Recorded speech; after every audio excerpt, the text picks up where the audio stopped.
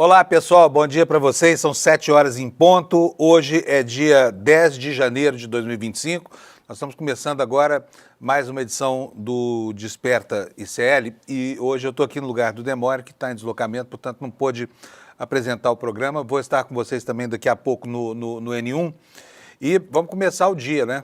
Um dia que enfim, está bem enquadrado na perspectiva do que a gente tem visto aí de expectativas para 2025. Mas agora engrenou, agora vai.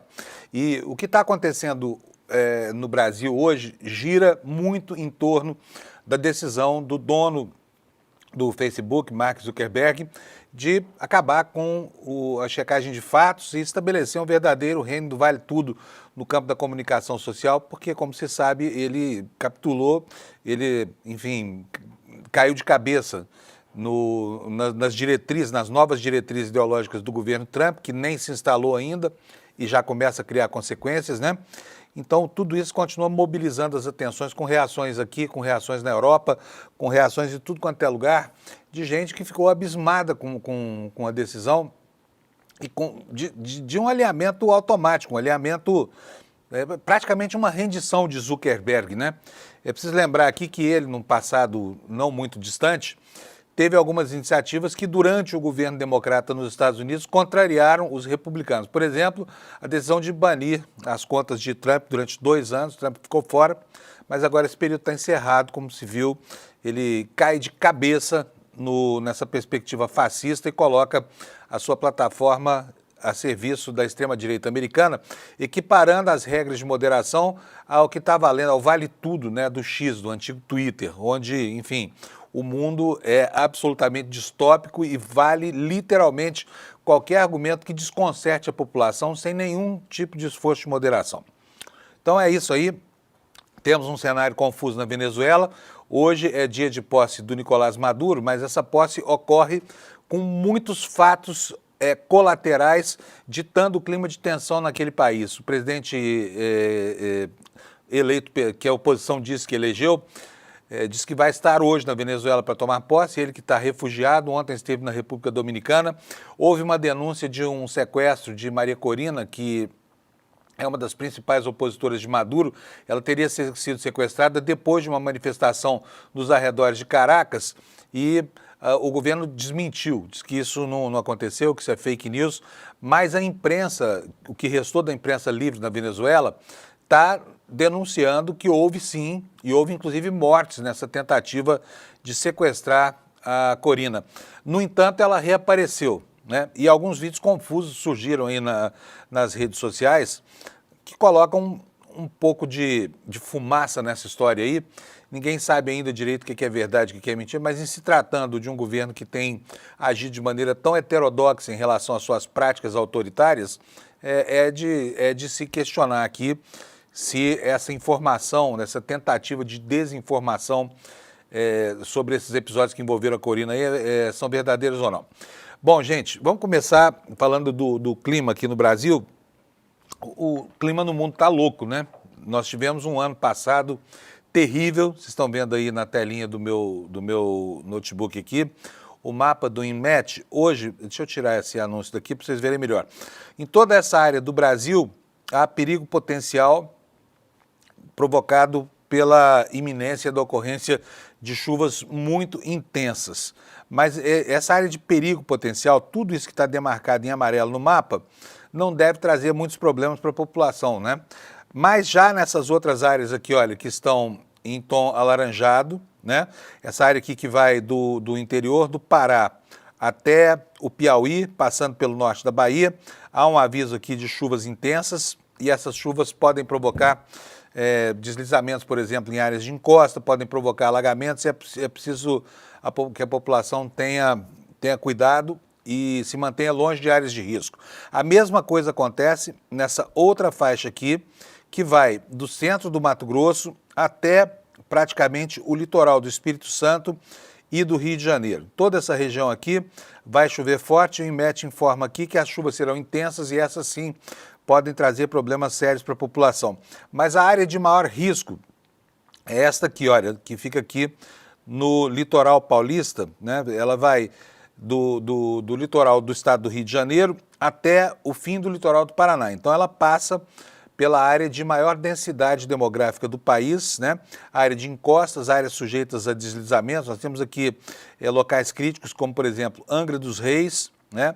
A capital, São Paulo, ficou fora dessa zona de risco. Mas essa zona de risco aqui, a situação lá é bastante perigosa. Vamos ver qual é o alerta que o INMET está fazendo? Olha, acumulado de chuva, o grau de severidade é o grau perigo, né? Portanto é para prestar atenção. E aqui o INMET explica os riscos potenciais. Chuva de entre 30 a 60 milímetros por hora ou 50 a 100 milímetros por dia. É um aguaceiro danado, com risco de alagamentos, deslizamento de encostas, transbordamento de rios em cidades com tais áreas de risco. Então aqui do lado, olha, a gente vê, né, a extensão dessa zona que hoje é a zona de maior risco no país. Portanto, pessoal que está assistindo a gente do Rio de Janeiro até o litoral sul do estado do Paraná, preste atenção e fique longe de áreas sujeitas a problemas, porque vai chover bastante mesmo nessa faixa do litoral. E como o clima... Pode tirar, Giovanni. Aliás, deixa eu falar, o Giovanni hoje é meu companheiro aqui, ele está me auxiliando na técnica e ele vai colocar para a gente essas imagens aqui que eu estou mostrando para vocês. Olha, ontem nós tivemos a confirmação, triste confirmação, de que o ano de 2024 foi o ano mais quente da história. Eu vou colocar na tela para vocês aqui o material que fala sobre essa constatação, né, que leva à confirmação de preocupações que os ambientalistas vêm há muito tempo antecipando, que o mundo está esquentando, a superfície do planeta, a atmosfera do planeta está se aquecendo e nós tivemos então um ano muito, muito quente. Já vou falar disso, mas nós vamos começar mostrando os efeitos dessa coisa toda. Vamos mostrar, Giovanni, bota na ponta da agulha aí, por favor, o vídeo de Los Angeles, porque, gente, que situação horrível. Bairros inteiros sendo consumidos por um incêndio que ninguém consegue controlar. Ventos de até 140 km por hora que vão consumindo tudo, né? E levando esse fogaréu todo para regiões vastas da cidade, muito próximo já do centro, já tangenciando Hollywood e gerando uma destruição que parece um cenário de guerra nuclear. Vou mostrar para vocês aqui um vídeo que a gente recolheu do Instagram. Giovanni, bota para mim, por favor, o vídeo do... Olha isso, quarteirões inteiros destruídos por esse incêndio. A gente vê aí que a maior parte desses imóveis que foram destroçados são imóveis construídos com as técnicas construtivas mais comuns nos Estados Unidos. As construções lá são feitas basicamente de madeira, de aglomerado de madeira e de gesso, né? E aí elas não têm nenhum tipo de proteção contra esse tipo de ocorrência. Então, o que a gente vê aí é esse quadro horroroso, né? Uma visão infernal. Enfim, quarteirões inteiros destruídos, casas, lojas, uma tristeza sem fim e uma preocupação grande com o descontrole sobre esses incêndios que vão se espalhando lá por áreas vastas lá da Califórnia, né? Olha só isso, olha, quarteirões inteiros destruídos, veículos, lojas, como a gente vê por aí, e esses prédios que restaram aparentemente intocados, na verdade não estão intocados, o incêndio está lá dentro deles. É que a fachada desses prédios é feita de alvenaria, que é uma técnica construtiva comum só em imóveis de maior porte lá nos Estados Unidos. Vocês podem ver aí por dentro desse barracão, provavelmente uma loja, está lá, olha, a parede de alvenaria de fora em pé e lá dentro tudo queimando, né? Um desespero. E a pessoa que filmou isso aí fica o tempo inteiro dizendo, oh meu Deus, que calamidade, que horror, o mundo está pegando fogo. E está mesmo, né? Bom, tá aí o registro então do que está acontecendo lá em Los Angeles, reflexo do que acontece no mundo, com essa manchete aí que nós estamos vendo aí do jornal O Globo. O calor em 2024 superou 1,5 graus pela primeira vez na história e transforma tragédias climáticas em filme catástrofe da vida real. Pois é, com 1,5 graus de calor a mais na atmosfera do planeta, tudo fica muito mais complicado. A gente viu isso esse ano. Vocês se lembram que no mês de julho, no mês de agosto aqui no Brasil, as queimadas que tomaram conta do estado de São Paulo, elas inclusive criaram um problema, por exemplo, de visibilidade nas rodovias. Então, o que está acontecendo lá em Los Angeles é reflexo dessa mesma situação. Nós já vivemos um déjà vu desse filme. Agora estamos vendo lá nos Estados Unidos o que está acontecendo na pátria do negacionismo climático global, né? Porque o presidente da República que foi eleito e toma posse daqui a 10 dias, Donald Trump, ele é um adversário da tese do aquecimento global. Não acredita, se descomprometeu enfim, dos mecanismos de controle, como, por exemplo, o Acordo de Paris, diz que vai tirar de novo os Estados Unidos do Acordo de Paris, e lá está acontecendo esse Deus nos acuda aí. Será que a opinião pública americana não é sensível a esse tipo de ocorrência? O que diz a manchete do jornal o Globo aí, que o calor superou pela primeira vez na história 1,5 graus acima da média pré-industrial, né, da vida do planeta, e provoca essas tragédias aí todas que nós estamos vendo. Aqui uma foto a mais, um destaque aqui, os bombeiros tentando apagar o incêndio em uma das milhares de construções lá que foram destruídas pelo fogo. O que diz a reportagem? O calor de 2024 superou as previsões e não apenas o ano foi o mais quente da história, quanto o primeiro a romper a marca de 1,5 graus de aumento da temperatura média da Terra em relação a níveis pré-industriais, informou o Serviço de Mudanças Climáticas Copérnicos, Agência Europeia do Clima. O 1,6 grau centígrado a mais aferido se materializou em tragédias e fez de 2024 um filme catástrofe da vida real. Mega incêndios florestais, como o que agora deixa Hollywood em chamas, calcinaram partes da América do Sul, do Canadá e da Europa. A Amazônia e o Pantanal secaram. O Saara foi inundado. Dilúvios no Brasil e na Espanha submergiram cidades. Vocês se lembram, né? Está fazendo um ano agora do que aconteceu no Rio Grande do Sul, onde as chuvas continuam sendo um elemento de grande preocupação. Então, assinala aqui a reportagem, olha, que além de tudo isso, furacões chegaram a uma força inédita nos Estados Unidos. Ondas de calor alcançaram todo o globo. Pessoas e bichos pereceram aos milhares. Em 2024, pela primeira vez, foi superado o limite de 1,5 graus acima da média do período pré-industrial estabelecido no Acordo de Paris como o máximo tolerável. A média de 2 anos para 2023 e 2024 também excedeu o limite, chegando a 1,54 graus centígrados a mais. Aqui está um gráficozinho que mostra como as temperaturas se comportaram aqui em 2024 em relação aos fenômenos médios, né? A mediana é essa parte azul aqui embaixo. Então, nós temos uma situação de muita preocupação com o que vai acontecer com o planeta, né? Porque esses eventos climáticos vão continuar se repetindo e vão continuar fazendo vítimas aí entre os civis inocentes. Agora, é incrível como uma nação que, enfim, detém 25% do PIB mundial, que tem uma população com um nível de conforto assustador, não se preocupa com esse tipo de coisa. Parece que está tudo bem, né? O eleitor do Trump está tudo beleza, não está acontecendo nada e nem vai acontecer nada. Essa gente acredita em terra plana, acha que vacina não funciona, mas eu gostaria de saber qual é o mecanismo interno, né, nesse psiquismo negacionista que faz com que as pessoas desprezem completamente todos esses sinais que o planeta vem emitindo e que estão na cara da gente, porque não é preciso ser muito esperto para entender que nós mesmos nunca testemunhamos nada por isso. Quantas vezes você já parou para dizer para si mesmo, olha, nunca vi nada disso acontecendo, né? A gente se espanta, mas o eleitor médio americano acha que é bobagem, e aí elege Trump e tudo mais. Aqui embaixo um outro gráfico aqui sobre a concentração de gases de efeito estufa, principalmente o dióxido de carbono, né? E aqui nós temos aqui uma linha que vai do começo dos anos 2000 até os dias atuais aqui, 2024, né? Uma linha ascendente, uma linha reta, e a gente está entupindo a atmosfera de gases que provocam efeito estufa. A mesma coisa acontece aqui com o metano, ó, com CH4, que é 20 vezes mais poluente do que o dióxido de carbono. E a reportagem assinala o seguinte: ao ultrapassar 2023, que era o recordista anterior, 2024 marcou também um inédito período de quase 2 anos de aquecimento, praticamente sem trégua, com consequências para cada aspecto da vida na Terra, seja na saúde, na economia e no meio ambiente. Todos os continentes bateram recordes, afirma a reportagem. Mas dados exclusivos revelados pelo climatologista José Marengo, que é pesquisador do CEMADEM, a América Latina e o Caribe estão entre as regiões que mais esquentaram.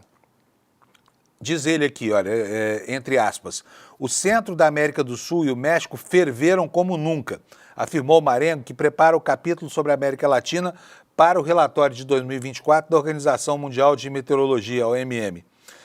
Então, aqui a matéria passa a tratar do que acontece no Brasil, né, onde os extremos ficaram muito claros para a gente, todo mundo percebeu pelo calorão, pela fumaceira, pela ocorrência de incêndios, pelo dilúvio que comprometeu o Sul, pela seca no Pantanal e nos rios da Amazônia, que a coisa está andando, né? Essa doença climática está andando e ela se espalha de maneira geral por todos os ecossistemas brasileiros. O que diz a reportagem do Globo?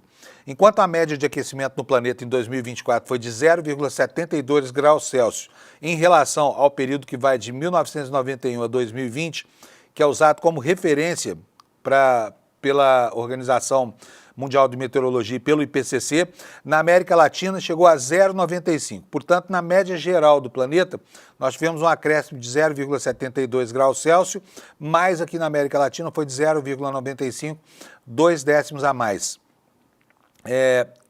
O 0,23 graus Celsius de diferença não parece muito, mas se materializam extremos como a catástrofe das chuvas no Rio Grande do Sul, na mais extensa seca da história do Brasil, no nível mais baixo dos rios do Pantanal e da Amazônia. O México passou de 45 graus Celsius em mais de uma ocasião, suficiente para fazer macacos caírem mortos dos galhos. Diferentemente da Europa, o continente ainda subnotifica as mortes humanas por calor, destaca Marengo. Portanto, situação crítica, né? E olha, difícil entender, de novo eu repito, como é que a opinião pública americana não se sensibiliza com isso, ainda que a tragédia climática esteja incendiando, né, os arredores da segunda maior cidade americana, Los Angeles, que está lá ardendo em chamas. Mudando de assunto aqui, vocês viram, ontem nós tivemos um acidente de avião pavoroso lá em Ubatuba. Felizmente, 5 pessoas que estavam a bordo se salvaram e a família inteira, proprietária do avião, se salvou, mas o piloto, infelizmente, faleceu. E nós vamos tratar um pouquinho disso agora. Vou pedir para o Giovanni colocar no ponto aí o vídeo do acidente e a gente vai discutir o que pode ter acontecido com esse avião.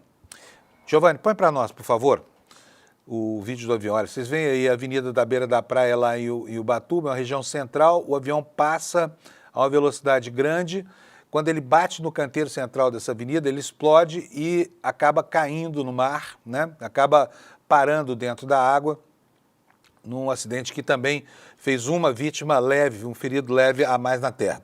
O que pode ter acontecido com relação a isso? A pista do aeroporto, e traz para cá, Giovanni, por favor. Quero mostrar para vocês aqui um mapa aqui do Google Maps, para vocês verem como é que funciona aqui. Eu sou piloto, entendo um pouco de aviação, já pousei algumas vezes nessa pista, que olha, aqui está a cidade de Ubatuba, né? A pista fica bem aqui no meiozinho, tá vendo, ó? Essa tripa aqui que divide a cidade ao meio. E é uma região muito difícil de pousar, porque a situação meteorológica lá não é fácil, né? Ubatuba tem até um apelidozinho de Uba-chuva. E ontem estava chovendo, para variar, lá em Ubatuba, quando houve a aproximação do avião. A visibilidade não estava tão comprometida a ponto de causar problemas para o pouso, porque o avião foi visto fazendo o circuito de tráfego, que é uma volta à direita da pista, para que ele pudesse voar no sentido das montanhas, aqui no sentido da serra, né? Fazer uma curva e engajar a pista fazendo seu pouso. Ocorre que, veja só, a pista de Ubatuba é muito curta. Ela tem, no total, uma extensão de 920 metros. Essa extensão vai daqui da ponta que está aqui mais à esquerda até essa outra ponta que está aqui mais à direita. Mas só esse trecho aqui, olha, a partir dessa marca aqui, olha, é que pode ser utilizado para pouso. Então, o que aconteceu? Pista molhada. O avião cruza a cabeceira. Cruzar a cabeceira é a velocidade com que ele se aproxima na finalzinha, já com o pouso preparado. Ele cruza a cabeceira da pista a 200 km por hora. Esse avião exige, nessa condição de operação, até mais de 1.000 metros de pista, mas aí não tem 1.000 metros de pista, tem só 560. O que aconteceu lá, provavelmente, isso aqui é mera especulação, mas se enquadra com o que a gente viu nas imagens, é que ao tocar a pista, o piloto do avião entendeu que não daria tempo de frear a aeronave, tentou arremeter, deve ter dado potência no motor do avião, mas não conseguiu a velocidade necessária para decolar novamente. E aí ele bate na contenção que fica logo depois da pista, atravessa a avenida, explode e vai cair no mar. Por que esse avião é difícil de parar? Ele é um avião considerado muito dócil, o Cessna Citation, e muito versátil. Só que ele, ao contrário dos grandes jatos, não tem um reversor na turbina. Para que serve o reversor?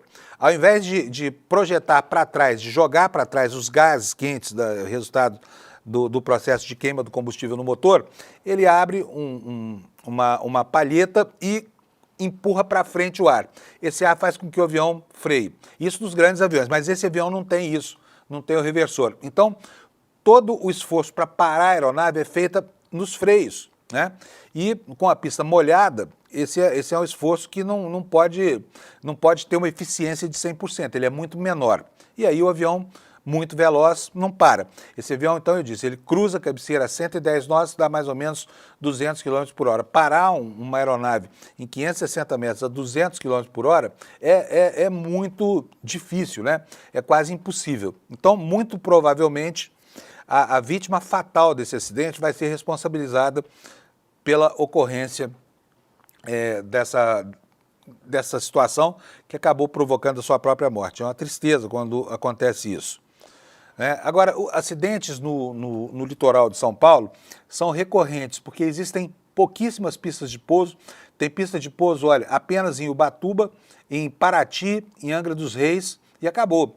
Todo o litoral norte de São Paulo e sul fluminense tem só 3 alternativas para pouso. E a demanda, como essa é uma região cheia de gente muito endinheirada, que tem mansões e mansões lá na beira do mar, o tráfego de aviões é muito impressionante. O aeroporto de Angra dos Reis, por exemplo, você conseguir uma vaga para estacionar um avião lá, você tem que suar muito, porque ele está sempre cheio de gente, especialmente nessas épocas agora de férias escolares, final de ano e tudo mais. Então, muito complicado isso. Existe uma alternativa que é o aeroporto, a base aérea de Santos. Mas a base aérea de Santos não permite o pouso de aviões civis. Então, quem vem para o litoral de avião está sujeito, sim, à pior meteorologia do Brasil, a condições quase sempre adversas e a situações como essa, porque as pistas são muito curtas, são no meio das cidades, né? E elas podem, como aconteceu nesse caso, ter reflexo, inclusive, em terra. Felizmente, a pessoa que estava em terra não se machucou com gravidade e os donos do avião se recuperam. Me parece que todos eles estão pelo menos com estado de saúde considerado estável e devem se recuperar. Mas o piloto, como eu disse, infelizmente faleceu.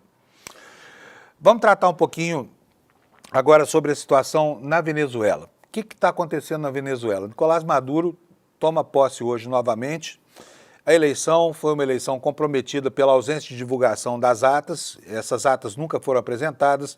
O Maduro foi instado, foi desafiado, inclusive pelo governo brasileiro, a provar que tinha ganhado as eleições, mas fez de conta que não era com ele, o que gerou uma reviravolta muito grande na relação entre o governo Lula e o governo Maduro.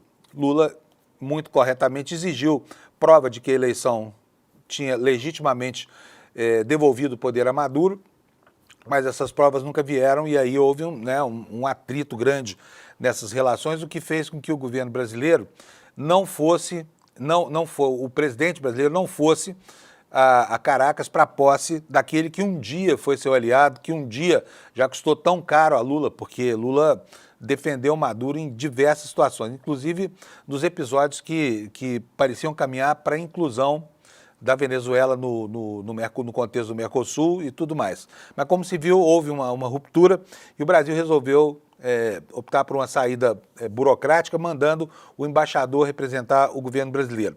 Só que o dia de ontem foi um dia muito tenso lá. Por quê? Porque houve pelo menos 2 episódios. O presidente eleito disse que vai voltar à Venezuela. Ele está peregrinando por países da América Latina para tentar demonstrar que ele é o legítimo vencedor das eleições. E ele promete estar hoje lá em Caracas. Não se sabe como ainda, a gente já vai falar sobre isso. Enquanto acontece, houve esse episódio que vocês estão vendo aqui na tela. A oposição diz que a Maria Corina foi presa na véspera da posse de Maduro e o governo ditatorial nega. Aqui está a manchete do jornal O Globo. O que diz o intertítulo aqui da matéria? Candidato da oposição, Edmundo Gonzalez, prometeu retornar para Caracas desta sexta para assumir como presidente eleito, desafiando o regime. Fica aqui pensando como é que ele vai assumir, né? Porque é um consenso lá, apesar de algumas defecções, existe uma base de apoio militar ali que é inexpugnável, né? Mas vamos aqui ao que trata da reportagem do Globo, depois nós vamos dar uma olhadinha nos jornais lá da Venezuela. Na véspera da terceira posse consecutiva do ditador venezuelano Nicolás Maduro, a líder opositora Maria Corina Machado viveu um confuso episódio após participar de um protesto em Caracas convocado para repudiar a continuidade do chavista no poder. Após o encerramento da participação numa manifestação no município de Chacal, Maria Corina, segundo informações divulgadas através de redes sociais por meios de comunicação, jornalistas locais e pessoas relacionadas à oposição, entre outros, foi cercada por agentes das forças de segurança do regime e retida por um curto período de tempo. Nesse período, segundo informou posteriormente o Comando Venezuela, o órgão de coordenação da oposição venezuelana, a líder opositora foi obrigada a gravar vídeos. Num desses vídeos, Maria Corina aparece dizendo estar bem e a salvo. Essas versões foram negadas pouco depois pelo ministro do Interior, Diosdado Cabello, segundo analistas locais, o homem que comanda a nova e violenta ofensiva chavista contra a oposição. Vamos ver como é que foi que aconteceu isso tudo. Imagens prévias ao confuso episódio mostram motos perseguindo a líder opositora, que também estava sendo transportada para algum lugar desconhecido de moto. Nesse mesmo vídeo, Maria Corina diz: saímos de uma concentração maravilhosa e a minha bolsa caiu. Já estou bem, a salvo. A Venezuela será livre. Num primeiro momento, o vídeo causou uma certa confusão. Especulações sobre a utilização de ferramentas de inteligência artificial circularam em Caracas, mas rapidamente fontes próximas à líder opositora confirmaram que as imagens eram verídicas, enfim, eram legítimas essas imagens. As versões dadas pela oposição foram consideradas invenção por Diosdado Cabello, o número 2 do regime venezuelano e hoje o homem que comanda as principais forças de segurança do país. Segundo o ministro do Interior, para muitos o principal rival de Maduro dentro do chavismo, a principal rival, Maria Corina, inventou uma suposta operação para chamar a atenção da comunidade internacional um dia antes da posse do presidente que eles alegam que foi eleito, né, Nicolás Maduro. Abre aspas aqui. Eles queriam alarmar toda a Venezuela e, no final, acabaram com o ridículo do ridículo, mentindo, dizendo que o governo havia capturado Maria Corina, afirmou Cabello em um canal estatal VTV, durante uma marcha do chavismo. Ela está louca para que o governo a capture e era esse o seu plano, dizer que foi pega para ver o que ela pode fazer. Então está aqui estabelecida a confusão no mundo da pós-verdade. Agora vamos ver a imprensa venezuelana como é que está tratando desse assunto. Vocês estão vendo aqui imagens do jornal El Nacional, é um dos poucos jornais que não estão alinhados necessariamente com o chavismo na Venezuela. Ele traz essa manchete, deixa eu tirar esse anúncio daqui, traz essa manchete. Maria Corina Machado confirma que foi detida e que uma pessoa foi ferida a bala durante o feito. Eu estou agora em um lugar seguro e com mais determinação do que antes de seguir junto a vocês até o final, disse a líder opositora em uma mensagem no X. A mensagem é essa aqui, olha. Venezuelanos, hoje o bravo povo demonstrou como se vence o medo. Nunca havia me sentido tão orgulhosa de ser venezuelana. Graças a todos os cidadãos que saíram às ruas para reivindicar a nossa vitória no 28 de julho e a cobrá-la. Está aqui, vamos ver o final da mensagem como é que é? Vamos aqui para o X, para que a gente possa ter acesso à comunicação toda da Maria Corina. Então vamos lá, não tem muita coisa mais. Amanhã vou comunicar o ocorrido e hoje, e direi o que vai acontecer. Venezuela será livre, glória ao bravo povo. Essa é a mensagem, então, da Maria Corina, né, a líder venezuelana, que, enfim, ontem protagonizou esse episódio aí. O fato é o seguinte, ela foi detida, quer dizer, estou dizendo aqui, os registros dão conta de que ela foi detida, foi levada em uma moto para um local incerto, foi obrigada a gravar alguns vídeos esses que acabaram aparecendo e que causaram uma certa confusão, porque ela dizia que estava bem, que estava tudo, e horas depois ela reaparece em público, livre, né, dando margem ao governo para que afirme que ela não passou por isso, que ela inventou isso, que é tudo fake news. Vamos continuar aqui agora com outro assunto. Vocês sabem que o mundo está em polvorosa desde que esse senhor que a gente está vendo aí nessa foto anunciou que estava se rendendo ao governo Trump, né? Mark Zuckerberg, Marcos Montanha de Açúcar, Marcos Pilha de Açúcar, o dono de 17% das ações do Facebook, do Instagram e do WhatsApp, poderosíssimo, né? Para nós aqui, então, tem importância capital, porque o Brasil é o país que mais usa o aplicativo WhatsApp. Ele, de repente, do nada, decidiu abolir o fact-check, a checagem de fatos na sua rede social, e o fact-check era um inimigo dos republicanos americanos, da extrema-direita americana. Por quê? Porque impedia que mentiras rematadas fossem contadas por quem quer que fosse no contexto da sua rede social. Mas com essa capitulação, Zuckerberg aboliu a checagem de fatos, pelo menos nos Estados Unidos, e antecipou que faria a mesma coisa em outros cantos do mundo, por exemplo, a Europa, que vem policiando muito o comportamento das redes sociais, e nós aqui no Brasil também. E quando ele fez isso, ele fez publicamente de uma maneira atabalhoada e francamente, cheia de mentiras, porque o Zuckerberg, entre outras atrocidades, declarou aí que tem tribunais secretos por aí, determinando a censura de conteúdo, que absolutamente não é verdade. Essa citação dele diz respeito às decisões da justiça brasileira. E a justiça brasileira é uma justiça absolutamente institucional. O Brasil é uma democracia madura e os poderes têm autonomia para isso, né? O curioso é que é o seguinte, ao fazer isso, o Mark Zuckerberg declinou de qualquer tipo de cuidado com relação aos conteúdos da sua rede, equiparando o Facebook e o Instagram ao que acontece hoje no Twitter. O Twitter, como se sabe, é uma selva, né? Uma guerra de morte o que acontece ali, todo mundo pode postar qualquer coisa. E ontem saíram as novas diretrizes do Facebook, colocando inclusive que agora é possível você de repente chamar uma pessoa que é LGBT por causa da sua condição sexual de doente mental. Olha só que absurdo. E aí vem muitas outras coisas.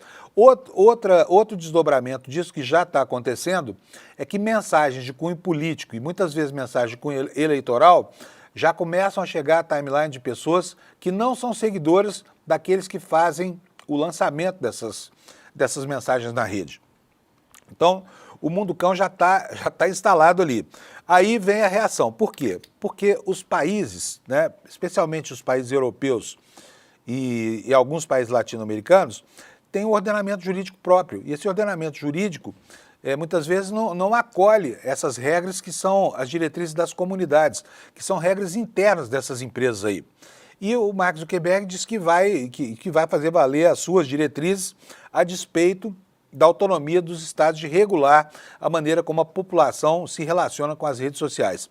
Aqui no Brasil nós temos vários fatos que tangenciam esse ambiente das redes sociais. Nós temos uma decisão que está sendo tomada agora pelo Supremo Tribunal Federal sobre a Lei Geral de Proteção de Dados, porque o artigo 19 dessa lei diz que só pode haver a supressão de conteúdos mediante a decisão judicial. Então, hoje é assim no Brasil. Nós temos uma lei que assegura exatamente esse mundo que o dono do Twitter e o dono do Facebook querem fazer valer a partir de agora. Ocorre que 2 ministros que já votaram e outros que já se posicionaram lá no Supremo Tribunal Federal acham que esse artigo 19 é inconstitucional, Toffoli acha que ele é completamente institucional e o Barroso, que é o presidente do Supremo, acha que ele é parcialmente institucional. O assunto inconstitucional. E o assunto não foi resolvido ainda. Mas, né, já começa a haver uma expectativa muito grande e uma demanda pela ação do Supremo Tribunal Federal para obrigar as redes sociais, inclusive o Facebook, desse senhor que está aqui na nossa tela, a respeitar preceitos civilizadores do ambiente digital, né? Então vamos ver aqui, olha, a manchete que eu quero mostrar para vocês, manchete que está no UOL, é essa aqui. Decisão da Meta pressiona o Supremo a votar mudanças no Marco Civil da internet. Por quê? O assunto está em curso. A decisão da Meta de encerrar a... Deixa eu tirar aqui esses anúncios, porque ficam poluindo aqui a sua página, né? E a gente aqui não gosta muito de publicidade, tá? Decisão da Meta de encerrar a checagem de fatos em suas plataformas nos Estados Unidos e o risco de um aumento da propagação de informações falsas pressionam o Supremo a votar este ano as mudanças para aprimorar o Marco Civil da internet. O Marco Civil da internet é de 2014 e precisa ser atualizado, diz um dos autores da proposta. A lei não foi feita para ser o início nem o fim da regulação da internet no Brasil, diz Carlos Afonso Souza, que também é diretor do Instituto de Tecnologia e Sociedade do Rio de Janeiro, ITS, e também contribui lá com uma coluna no UOL. Mudanças no artigo 19 do Marco Civil estão no centro do debate e da votação de ministros do Supremo. De acordo com a legislação, esse artigo determina que o provedor, como eu disse antes, somente poderá ser responsabilizado civilmente por danos decorrentes de conteúdo gerado por terceiros se, após ordem judicial específica, não tomar providências. Ou seja, se alguém te detona na internet, você não gosta, aí você pede a moderação da rede social, eles não fazem, você continua sendo prejudicado por alguma coisa, uma notícia falsa, aí você recorre ao judiciário. O judiciário te dá razão e manda retirar o conteúdo. Só nessa condição, se a rede social ainda assim se recusar a remover o conteúdo, é que ela passa a responder civilmente. Isso é o que diz o artigo 19 do Marco Civil da internet, né, e da Lei Geral de Proteção de Dados. Então, o Supremo agora, diante desse quadro que se formou, porque esse ambiente é um ambiente muito novo, né? O mundo digital é um mundo que está sendo formado aqui à luz dos nossos olhos, tudo está acontecendo agora. Por isso não há regulamentação, não há leis, não há normas de conduta, não há sequer ainda uma norma de etiqueta muito clara para regular isso aqui. Enquanto o jogo corre e essas condicionantes vão se formando, vão sendo feitas também as normas que vão regular a dispersão desses conteúdos aqui.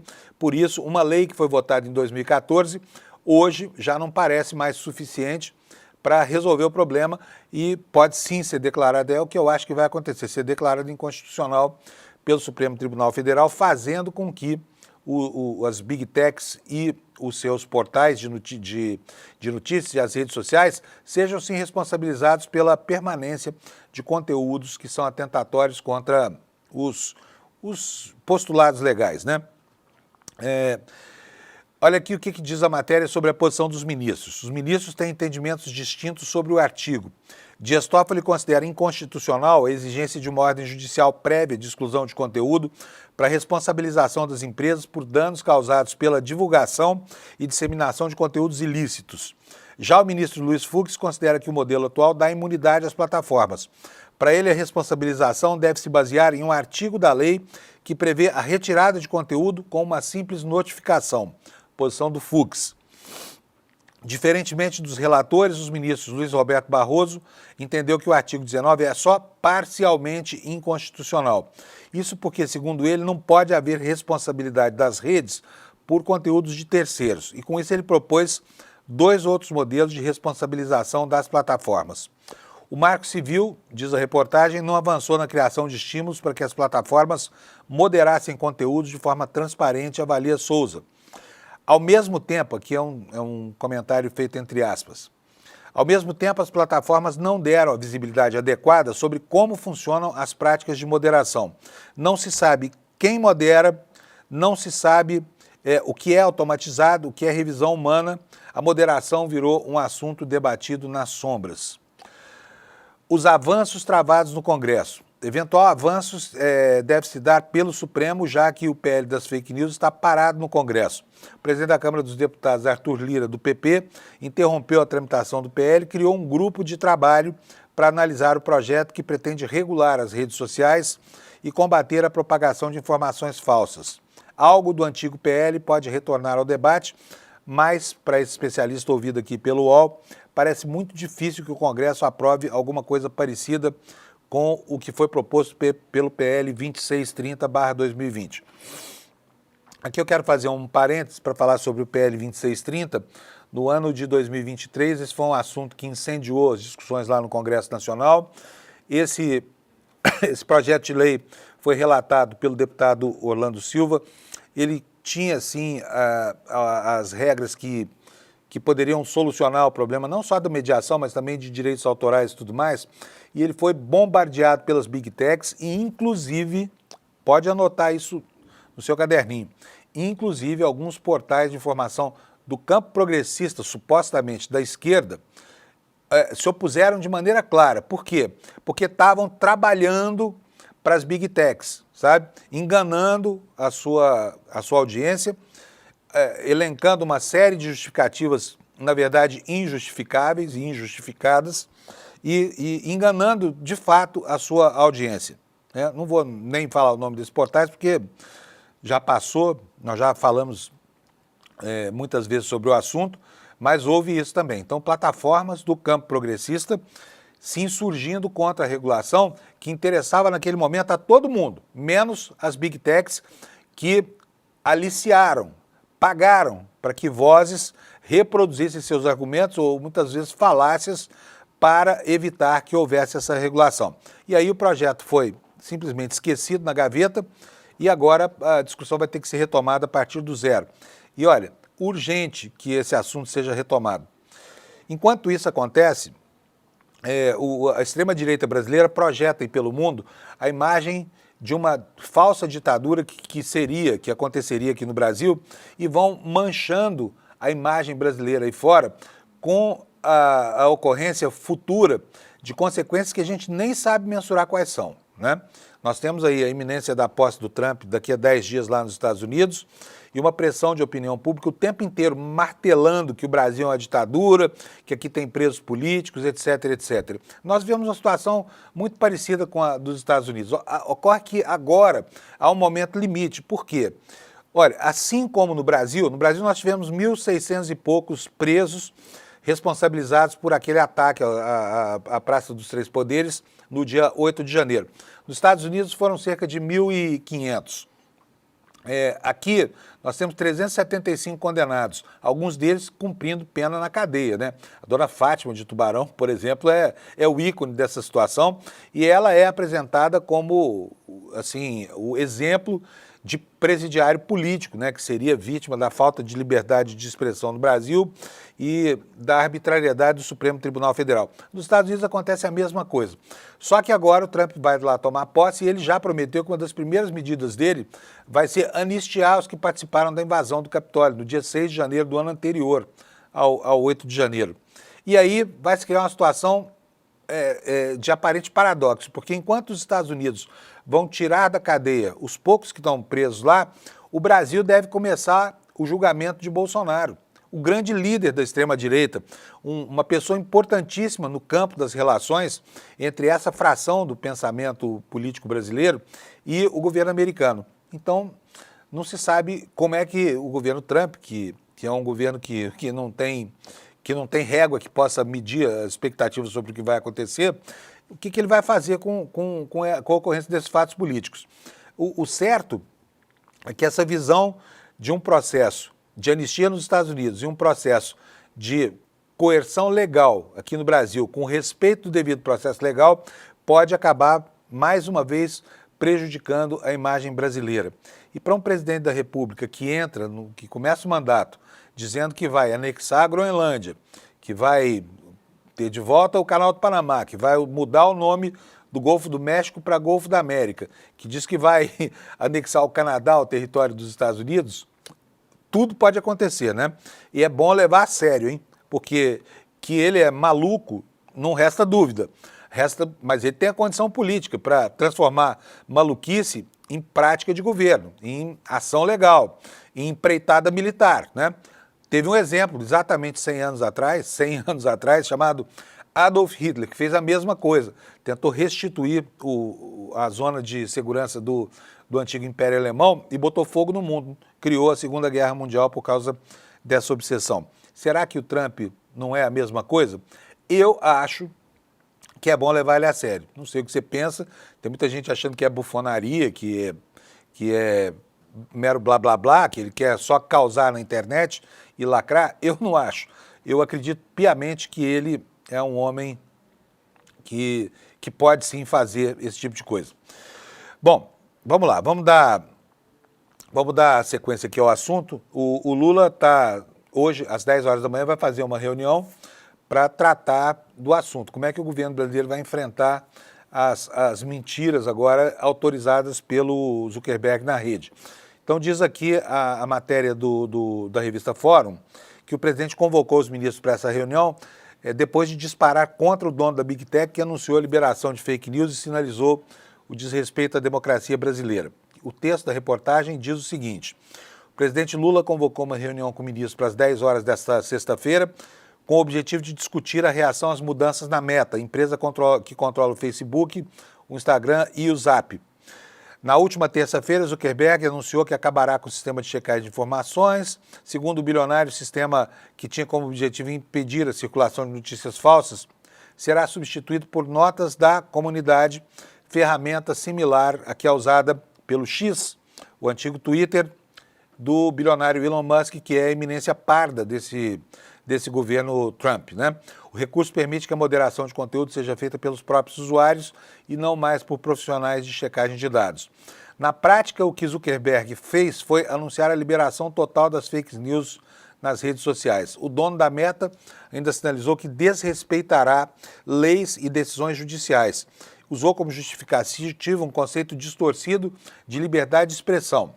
E aí, como eu disse agora há pouco, citou tribunais secretos, né? Aquela coisa conspiratória que estaria excluindo conteúdos das redes silenciosamente, em uma indireta, porque ele não citou diretamente, mas é óbvio que era uma referência ao Supremo Tribunal Federal aqui do Brasil, né?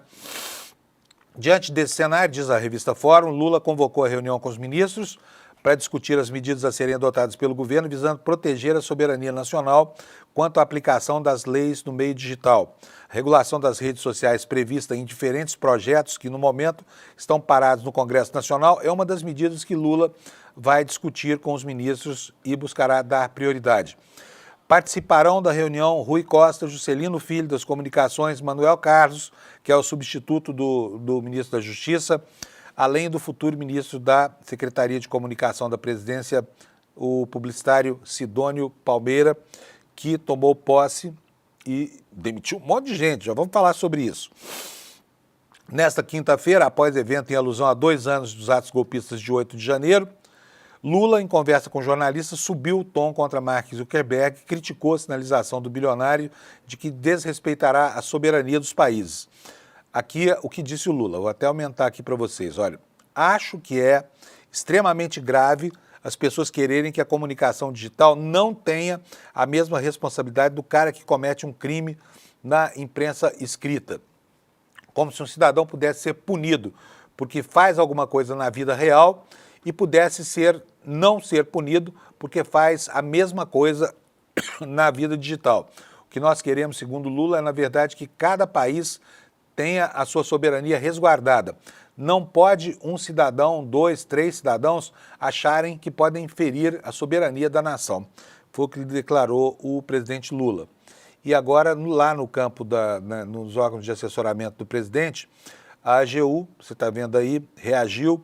O ministro Jorge Messias fez uma forte declaração sobre as novas mudanças da Meta e o ministro prometeu que o órgão irá agir contra medidas que violem as leis brasileiras e a democracia.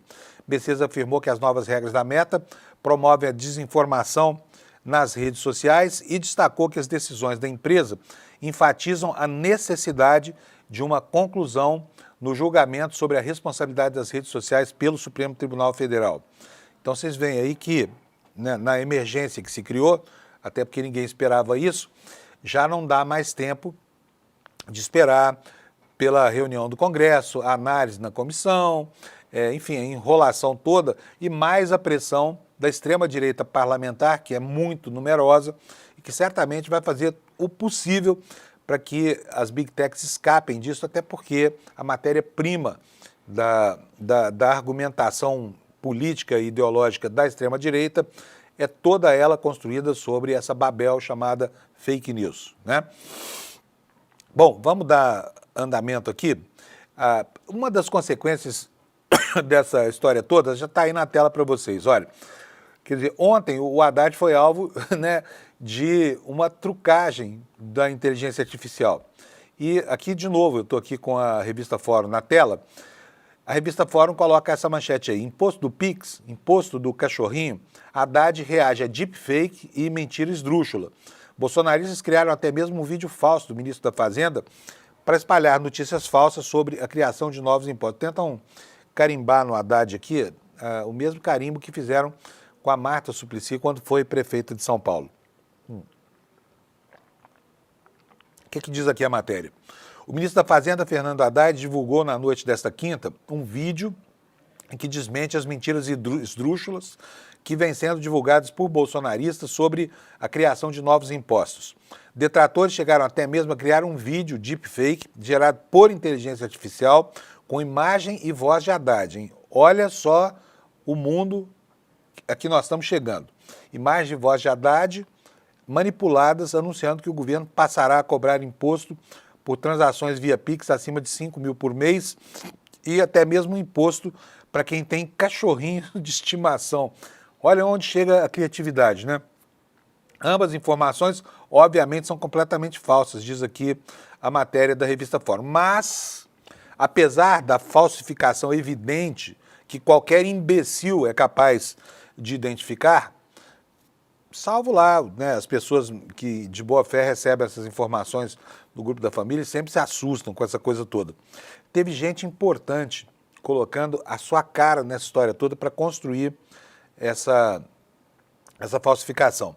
Uma das pessoas é responsável direto pela tragédia da Covid no Brasil. É o deputado Osmar Terra, que é médico e usou as credenciais de médico para desacreditar a vacina, contribuindo e muito com a mortandade absurda de 711 mil pessoas no Brasil, mortes provocadas pela pandemia.